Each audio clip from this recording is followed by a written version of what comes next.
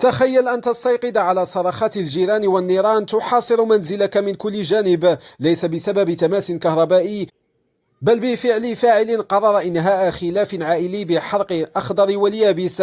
نحن الآن في منطقة بني خليف بن محمدية، حيث عاش السكان ليلة من الرعب الحقيقي. ما الذي حدث بالضبط؟ ومن هو علال الذي تحول اسمه إلى كابوس في دقائق؟ القصة بدأت من إقامة الزيتون، حيث تصاعدت ألسنة اللهب فجأة في 3 شقق سكنية في مشهد مهول.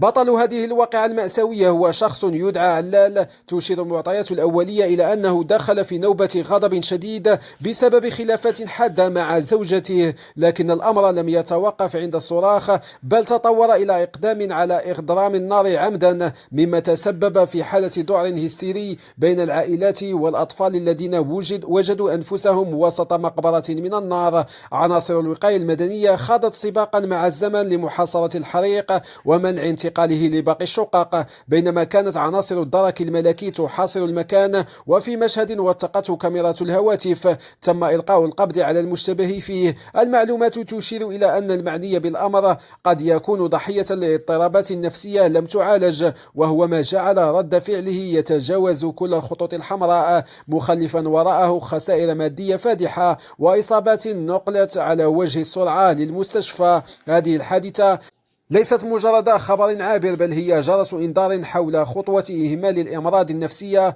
وتأثير الخلافات الأسرية حين تصل لمرحلة الانفجار. النيابة العامة باشرت تحقيقاتها لكشف كل التفاصيل، لكن السؤال الذي يبقى مطروحا: كيف يمكننا حماية مجتمعنا السكني من هكذا حوادث غير متوقعة؟ شكرا للمتابعة، والسلام عليكم ورحمة الله.